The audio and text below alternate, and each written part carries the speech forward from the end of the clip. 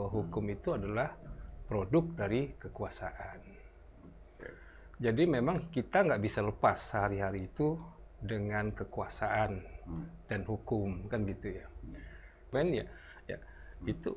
Jadi instrumennya diberikan dalam dibuat negara hukum. Dalam negara hukum.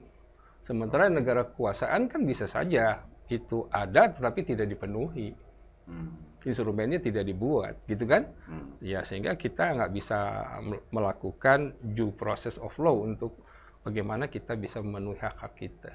Ini problem kultural. Berkembangnya distrust gitu ya. Ini problem kultural kita. Karena demokrasi itu hanya bisa berkembang kalau kita ada trust.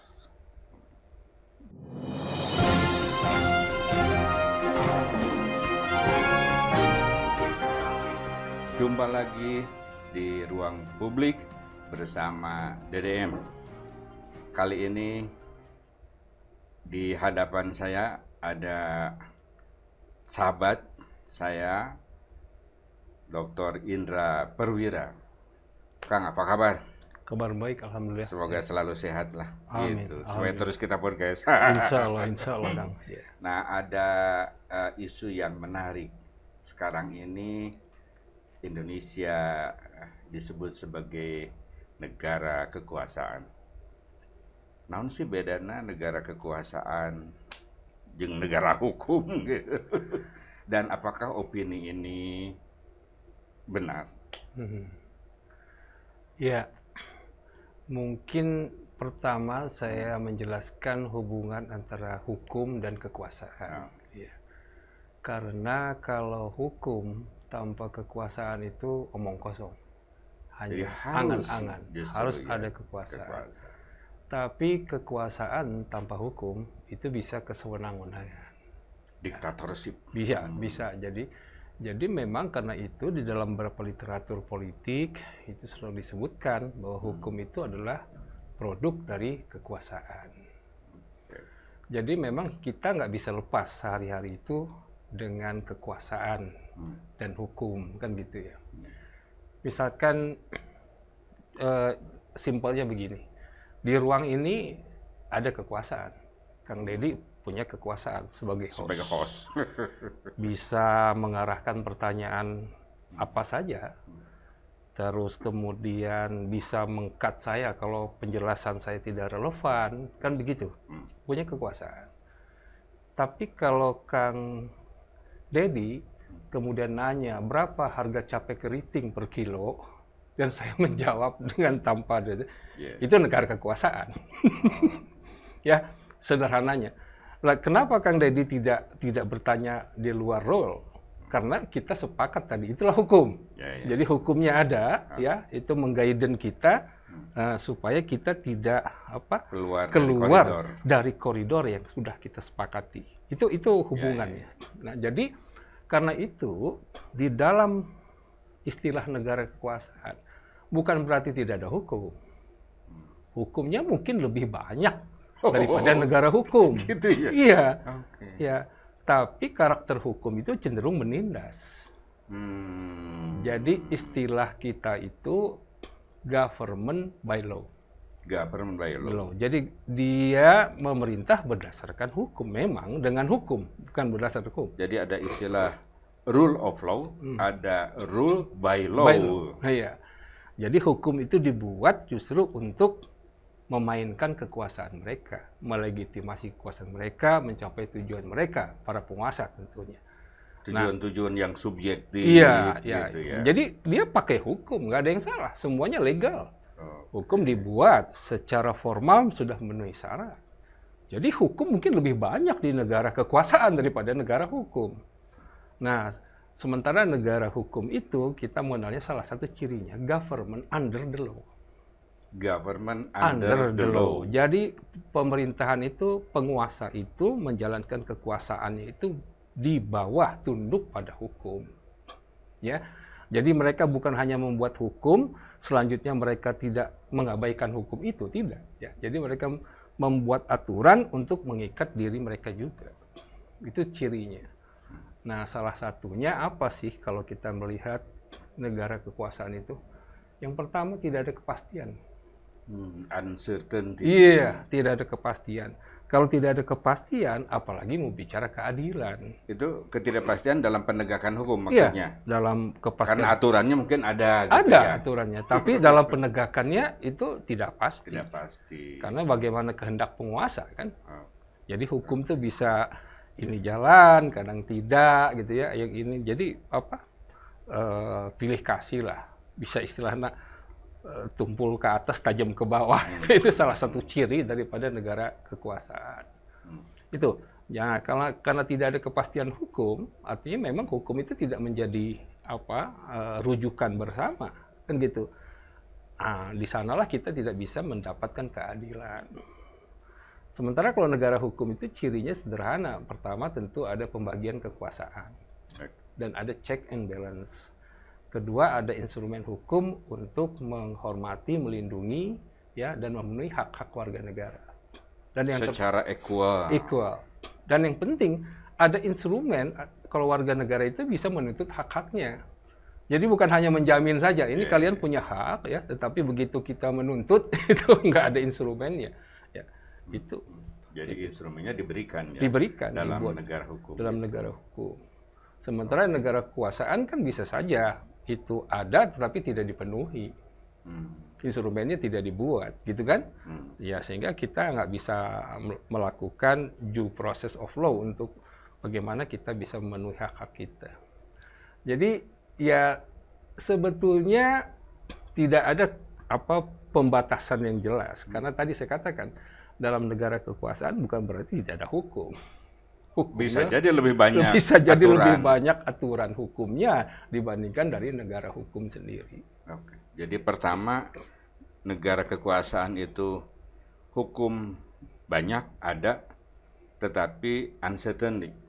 Adanya ketidakpastian hukum ini mau arahnya kemana, kan gitu. Betul. Nah, karena ketidakpastian maka bisa menimbulkan kesewenang-wenangan, iya kan? Iya. Ketidakadilan. Persis. Dan tidak ada mekanisme untuk orang komplain. Ini tidak adil, misalnya kan gitu. Tidak ada instrumen untuk mengadili yang tidak adil itu. Karena peradilan di sana tidak bebas di negara kekuasaan. Biasanya pengadilan itu instrumen kekuasaan. Jadi misalkan kita kalau pengadilan kan disyarat di Undang-Undang Dasar kita dikatakan itu kan kekuasaan yang merdeka. Artinya merdeka itu bebas terlepas dari pengaruh siapapun, kekuasaan manapun. Jadi betul-betul karena itu demi keadilan berdasarkan ketuhanan Maha Esa, kan putusan begitu. Nah, di negara kekuasaan, putusan hakim itu bisa diarahkan oleh penguasa. Itu kan. Sehingga kita tidak punya instrumen, meskipun ada, instrumen itu tumpul, nggak bisa jalan. Oh, itu kenapa sekarang ini Republik ini atau masa pemerintahan Pak Jokowi terakhir ini disebut sebagai negara kekuasaan. Karena soal MK itu dikendalikan. Betul. Kemudian KPK juga ya dibonsai dengan adanya Dewan Pertimbangan. Ciri-cirinya begitu. Undang-undang yang dibuat secara cepat, tidak terbuka partisipasi publik. Ini kan cenderung jadi ada prosedur dibuat, tapi prosedur itu ya jadi formal. Akhirnya korbannya sekarang pajak, hiburan itu daerah ugal-ugalan sekali, padang amuk mereka. Banyak daerah yang memang dirugikan soal itu. Nah ini secara konsep. Nah dulu kan itu pemikiran negara hukum itu kan muncul sejak Renaissance kan. Abad ke-8 itu di Eropa Barat itu ya udah itu mah kekuasaan aja, negara absolut. Sebelum Renaissance itu. Sebelum Renaissance. Kemudian kan muncul raja, gereja kan gitu hukumnya itu ya. Itu udah pastilah mereka yang mengatur. Tidak ada hak dari rakyat. Bahkan rakyat itu adalah milik raja. Bukan hanya wilayah. Jadi, subjek orangnya juga milik raja. Kewajiban kamu mengabdi. Begitu. At all cost. Nah, itu berkembang ya sampai beberapa tahap. Konsep negara hukum itu berkembang berbarengan dengan konsep demokrasi dan hak asasi. Karena itu, kalau kita melihat apa sih ciri negara hukum, minimal ada 3. Adanya supremasi hukum, adanya perlindungan hak asasi, dan adanya demokrasi yang berjalan, yang deliberatif. Itulah negara hukum. Nah kalau belum, ya masih negara kekuasaan, silakan. Kang, coba dielaborasi itu, hukum dan demokrasi. Iya. Gimana gambarannya? Jadi gini, tadi, demokrasi, ada supremasi hukum ya, tanpa demokrasi. Maka hukumnya kan bisa menjadi otokrasi. Ya, kan gitu ya. Nah, demokrasi tanpa supremasi hukum itu bisa mobokrasi, bisa anarki, kan gitu ya. Karena itu menjadi segitiga emas antara supremasi hukum, demokrasi, dan hak asasi. Hak asasi saja tanpa demokrasi itu menjadi oligarki. Ya mereka punya hak, mereka punya resource, hak mereka dong. Nah itu oligarki. Jadi misalnya siapapun yang mau berkuasa silahkan, tetapi ikut pemilu dan pemilunya itu yang fair, adil, jujur gitu. Nah, ketika pemilunya tidak fair, maka sebenarnya tadi negara kekuasaan juga. Kita ya jadi jadi kita bicara dulu ini nih bahwa ternyata ketidakadilan itu, netralitas itu sekarang itu semakin langka dan pemihakan itu semakin masif.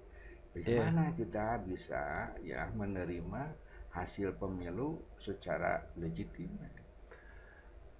Ya, itu kan dalam historical kita juga kan zaman Orde Baru, itu kan penyelenggara pemilu itu LPU itu kan di bawah Mendagri. Tapi kan akhirnya reformasi. Menang terus kan? Ya, Golkar. Nah, sekarang kita nggak percaya sama LPU, kita buat KPU.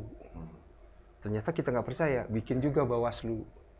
Dan masih ternyata nggak percaya juga. Kita bikin DKPP. Bahkan ada saksi, karena nggak percaya juga. Saksi kita buat, gitu ya. Masih ada sengketa pemilu. Nah, ini problem kultural. Berkembangnya distrust gitu ya. Ini problem kultural kita. Karena demokrasi itu hanya bisa berkembang kalau kita ada trust. Itu kan? Jadi begini, setiap orang kita di sini, kita punya hak yang sama dong, jadi menteri, jadi anggota DPR, kan gitu ya. Dan kita tinggal menawarkan pilihan pada rakyat, gitu kan. Tapi kalau kita pakai duit, pilih saya atau pilih Kang Deddy, itu kan susah kita bicara tentang itu. Berarti kita percaya sama Kang Deddy.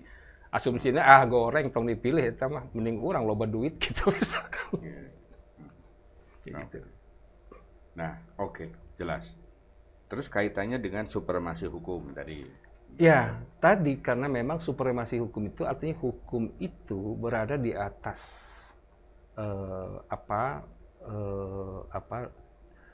berada di atas penguasa. Jadi begini, contoh kita menjawab logika begini. Bagaimana undang-undang yang dibuat oleh anggota DPR yang dipilih secara langsung oleh rakyat itu bisa dibatalkan oleh 9 hakim MK yang tidak dipilih oleh rakyat. Nah, itu kan logika itu sering diumumkan. Nah, ini menunjukkan bahwa kedaulatan rakyat itu berada di semua lembaga. Apakah DPR, apakah presiden. Nah, karena itu dalam sistem kita, MK itu kan hanya bisa memutus kalau ada permohonan dari rakyat sebagai pemegang kedaulatan. Kan gitu. Kalau tidak ada permohonan, nggak bisa. Dia hanya soal penerus dari kedaulatan rakyat. Itu salah satu hubungan antara demokrasi dengan supremasi hukum tadi. Jadi udah satu link, Kang, satu paket. Kalau kita bicara supremasi hukum, nggak mungkin kita nggak bicara tanpa bicara demokrasi. Equal before the law. Ya, diperlakukan sama di depan hukum. Mau presiden kayak mau ketua MPR, ketua DPR sama. Persis. Dan itulah yang hilang sekarang. Iya, kelihatannya begitu. Kelihatannya gejalanya, fenomenanya banyak. Kita menuju pada arah tadi negara kekuasaan. Negara kekuasaan itu kan bisa satu orang, bisa sekelompok orang. Gitu kan.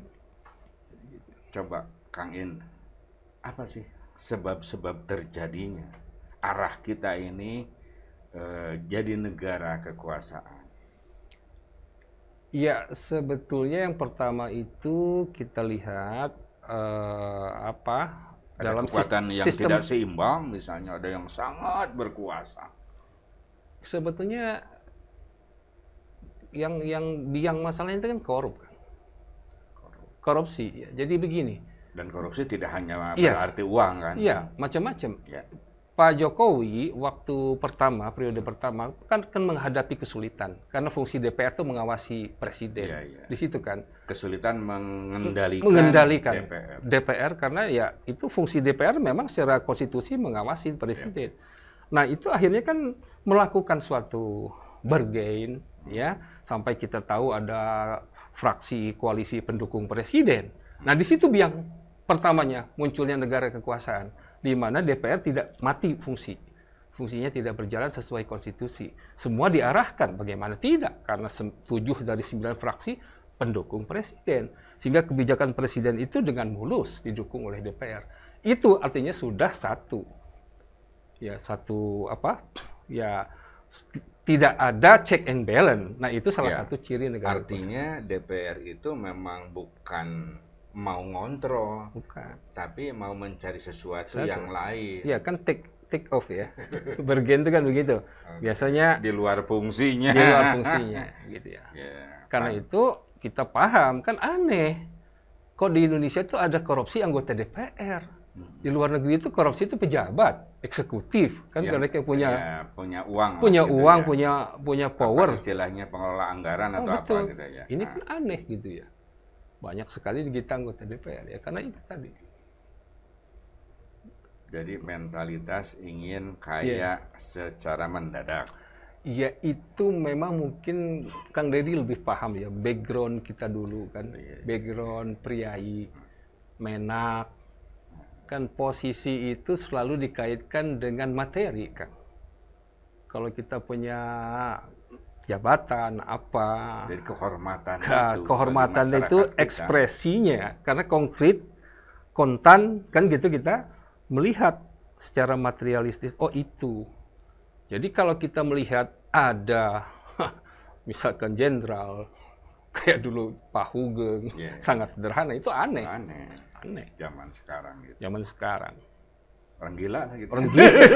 Karena kalau dia minimal kepala daerah, kita udah punya standar mobilnya, harus ini. Gitu kan.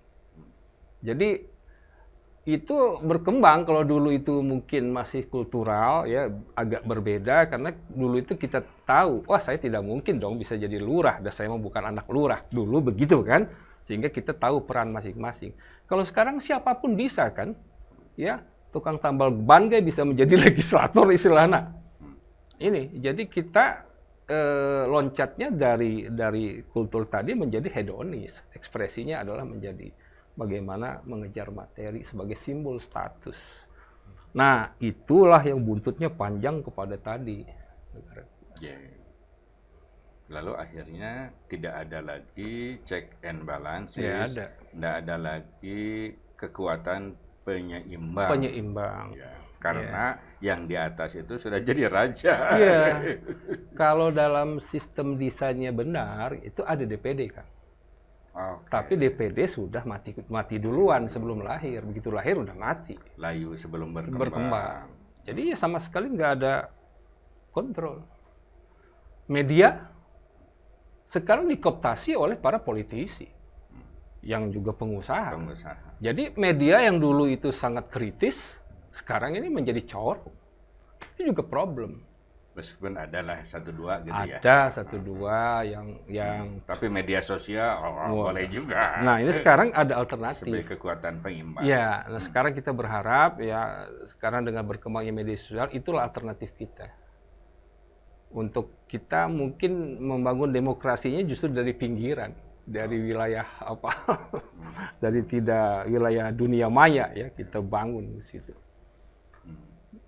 Dan itu sekarang mulai berpengaruh. Contoh dalam penegakan hukum, dalam pencarian keadilan, kadang-kadang mulai dari dari TikTok, Instagram, apapun di situ sangat berpengaruh.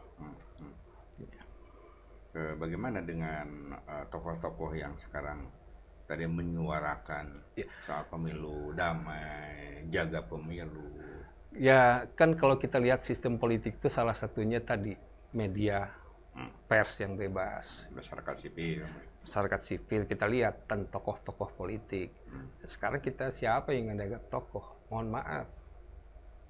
Siapa sih tokoh? Dulu itu kita masih punya tokoh zaman Orde Baru. Misalkan kita lihat Gus Dur. Ya, penyeimbang. Tulisan dia di Kompas lalu kita baca kan, karena dia yang melakukan pencerahan kan begitu ya. Tapi sekarang siapa yang begitu? Yang kritis banyak. Ambil Ihsanuddin Nusri, Faisal Basri, Rizal Ramli, tapi kan beda. Karena ruang mainnya sekarang berbeda. Masyarakat, apalagi muda, nggak baca surat kabar kan. Dia baca podcast, nonton ini. Jadi mungkin ini juga karena kita rata-rata usia sudah ini ya, generasi generasi boomer, generasi baby boomer ya, kita mungkin gaptek di situ. Ya sehingga kritik kita ya paling hanya di satu forum seminar, selesai di situ. Nah, kalau dulu kan memang semua orang baca koran. Itulah alasan saya nggak pernah nulis lagi kan. Oke. Jadi ada keterasingan gitu. Betul. Dan nulis itu jadi seperti tidak ada basis. Tidak ada basis pendukungnya gitu. Betul. Jadi saya pernah ketemu di UPI, seorang profesor bilang, Kang dulu saya sering ngikutin Akang katanya. Tulisannya. Kok sekarang nggak? Nah ini ceritanya lain. Gitu. Oke Kang, dalam kondisi tadi arah tren negara kekuasaan, apa yang Akang sarankan sebagai closing statement nih? Pertama saya kira begini, mungkin di terakhir ya Pak Jokowi menyadari kondisinya, kan karena itu dia melihat ternyata banyak sekali undang-undang itu menjadi legal obstacle yang sulit untuk mengundang investasi karena menjadi faktor penghalang kan begitulah latar belakangnya munculnya Omnibus Law. Tapi kan konyol, Omnibus Law dibuat padahal Omnibus Law itu mengantisipasi banyak undang-undang produk prolegnas. Nah, prolegnasnya itu masih ada sampai sekarang kan? Dan itu produknya antara reformasi juga kan itu pada saat itu artinya banyak undang-undang yang sekarang berantakan itu produk prolegnas karena pendekatannya kan tadi hanya anggaran kan, bukan analisis kebutuhan undang-undang. Nah sekarang Pak Jokowi mencadangkan ide baru, ada semacam institusi tunggal yang membuat perencanaan hukum. Nah, tidak lagi tersebar kan sekarang ada BPHN, ada Dirjen Kumdang, ada Sektek, itu idenya. Dan sekarang sedang digodok, yang diskusinya juga panjang. Kalau dibuat ini, bagaimana nasib yang ada? Dilebur, masuk kan, kayak seperti BRIN gitu atau bagaimana kan begitu ya? Atau sifatnya koordinatif. Ini juga menjadi persoalan, belum hubungannya dengan DPR. Jadi bisa dikatakan perencanaan hukum, arah kebijakan hukum itu baru muncul belakangan dari Pak Jokowi. Nah, selama 10 tahun jabatannya dia tidak menyentuh sama sekali. Jadi ya karena itu bisa dikatakan hukum kita berantakan lah. Karena tidak digarap dengan serius. Kalau hukumnya berantakan, bagaimana bisa menjadi negara hukum? Itu aja lah mungkin logikanya. Closing statement-nya itu aja. Itulah bincang-bincang saya dengan Kang Indra. Sampai jumpa.